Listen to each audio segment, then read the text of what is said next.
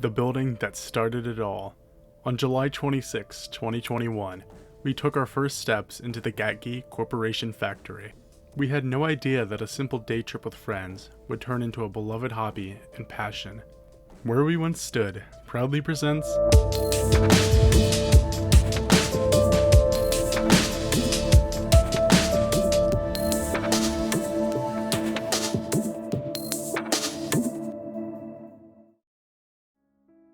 Over 100 years before we had entered the building, Gatke served as a powerhouse for the Warsaw-Goshen branch of the Wyona Interurban Railway. The original building was constructed in 1906. 20 years following its construction, in 1926, the Gatke Corporation would take control of the property. The Wyona Interurban Railway would cease operations in 1952. But even after it ceased operations, the original 175-foot tall, 8-foot wide smokestack still stood until 1971. During Gatke's time in the building, the company produced asbestos-related products and brake pads.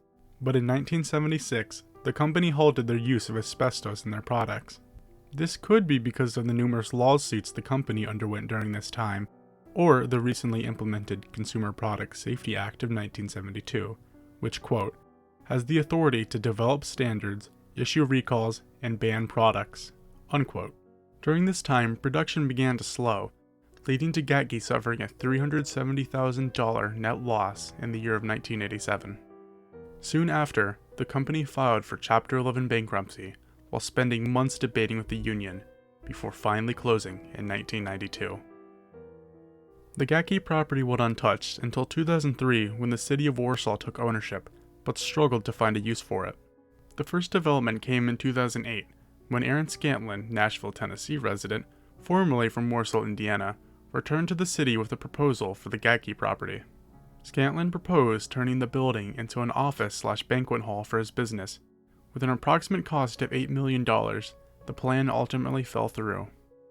Gatke went untouched until March 31st of 2011, when Jesse Ryan Fugate and Jessica Irene Fields were arrested for making methamphetamine in the building. 2 years after their arrest, Oddball State Urban Planning class, after 10 weeks of meetings and collaboration, created a vision of what a potential downtown Warsaw could look like. The committee planned for a high-speed train to intersect the city. Accommodating this would be Gatke, which would become a parking garage for the high-speed rail customers, complete with a skywalk leading to a rail station. As this was a pie-in-the-sky project, nothing ever came of it.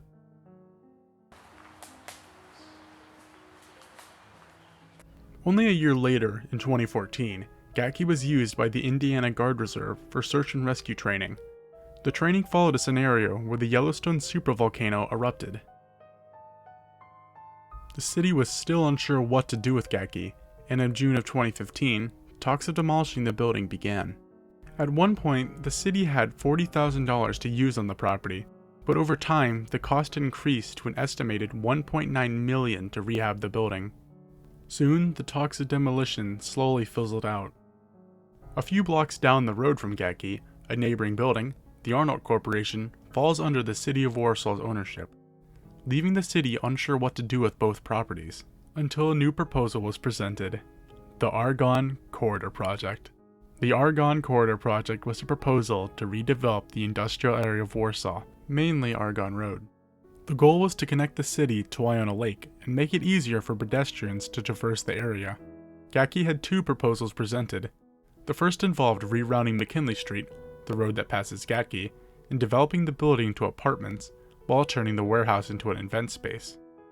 The second proposal was similar, except leaving McKinley Street as is, but as of now, the project has fallen silent.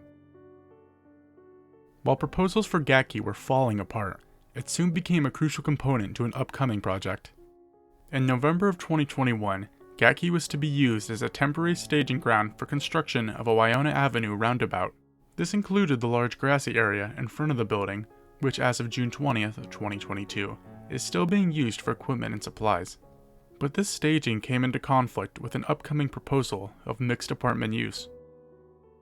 Submitted July 16th, 2021 at 6:32 p.m., the Kosciuszko County Ready proposal was pitched on December 6th of the same year. The plan was to redevelop the Gatke property. This involved turning the large open warehouse into a commercial space, with the remaining buildings being demolished and replaced by a 4-story building, which included a commercial first floor, and the remaining 3 floors being apartments. The proposed project would cost about $14.4 million, with construction company Rebarb Development covering 65% of said cost. As of March 7, 2022, Rebarb Development and the City of Warsaw are still working to keep the plan afloat. While the news on the Gatke property has been quiet, the same cannot be said for the aforementioned Arnold property. As of June 3, 2022, the demolition of the Arnold building has been approved and is underway. With the demolition of the Arnold building, that leaves Gatke's future in troubled waters. Walking through that broken shutter door, I had no idea how much this property would change my life. We've journeyed into the Gatke property over 4 times, finally recording it in February of 2022. The snow and melting ice conflicted with the dry summer floor of July 2021, but it reminded me of when I first learned of Gatke. I'd seen a post by a graduated classmate inside an abandoned building, and it instantly piqued my interest, causing me to reach out to her and learn of the building. If it wasn't for her, I may have never explored Gatke, and I may have never created where we once stood. After the main warehouse, we stepped into a massive building, adjacent to a snow-covered courtyard. Beneath our feet was a damp basement. While on this visit we didn't enter it, we had on previous. Walking through those pitch-black corridors was one of the most terrifying experiences of our lives. In this building and the others is where I had my senior photos taken. With Gatke being one of the first buildings I'd explored, I only found it appropriate. Stepping into the next section of the building, we believe this used to be a part of the former powerhouse. Light poured in through the massive windows, while melting snow dripped from the skylight. Through a small archway, we entered a room that was filled with rubble from the collapsed ceiling, covering a railway that connects to another building on the property. To access this part of the building, we climbed a staircase, one ingrained in my memory. I had seen countless photos of people on these stairs, and I'd taken one there myself. Gatke is known for its explorers. Throughout our trip, we saw countless graffiti, some just being curse words of course, but there was some genuine art. With Gatke being so easy to enter, many people come to explore it. Even while taking my senior photos, we encountered a group of college students. Climbing upstairs, we entered a long hallway once again filled with graffiti. The hall ran parallel to the rail system that connected to the previous building. Looking at the building now, we're not entirely sure how everything was connected to each other. To us at least, it all seems very disjointed. But maybe that's the fun in it. Attempting to put the pieces together of what these buildings used to be, enjoying the time spent with friends as you explore, or reconnecting with old ones. Gatke has a special place in my heart as one of my favorite abandoned buildings.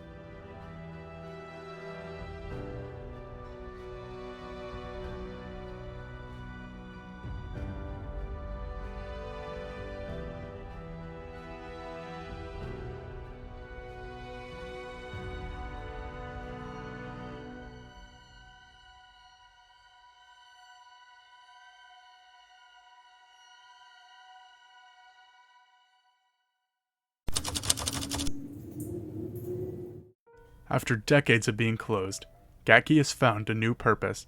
Whether it be as a staging ground for upcoming projects, or a place for artists and explorers to express themselves, it is a reminder that you may find something beautiful in the most unlikely places. So don't be afraid to stand where we once stood before. Thank you for watching, and good night.